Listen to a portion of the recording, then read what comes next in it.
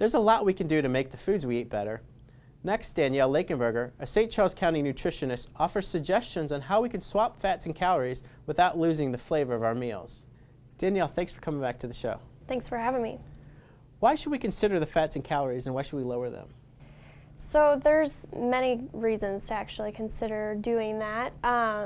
For one would be a person that's including a lot of high-fat foods in their diet can increase their risk for heart disease, some cancers, and a person that's including a lot of fats in their diet usually end up having a pretty high calorie intake included, which then increases their risk for obesity.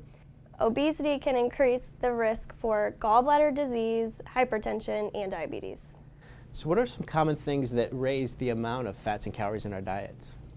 So there's several things that can increase that, but the most common things that are seen included in the American diet would be fast food, many dairy products, processed foods, your sides, condiments, and in fact 33% of the USDA's top 100 high-fat foods were fast foods.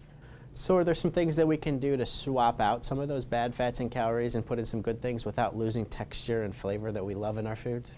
Yeah, well first I would tell people, when trying to make changes, not necessarily cutting out everything that you love, trying to pay attention to your portions is most important.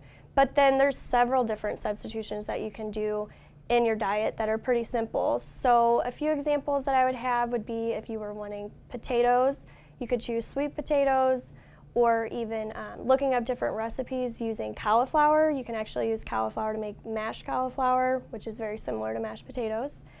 If you were wanting to include pasta, you could choose whole wheat pasta, quinoa, spaghetti squash, or eggplant. Or if you were having a sweet tooth and wanted to have ice cream, you could always choose frozen yogurt. That's pretty simple.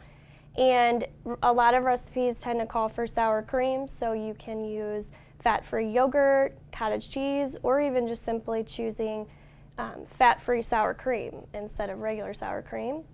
And in baking, you can choose, instead of using butter, applesauce, or fruit purees.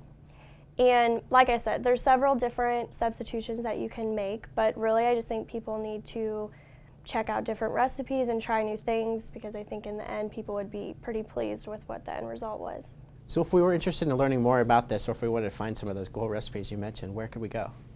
There's tons out there, but you could go to heart.org and actually click on the Getting Healthy tab, or you could even go to choosemyplate.gov, and they have a lot of good information too. Thanks again for coming in, Danielle. You always have some wonderful ideas for us. Thank you.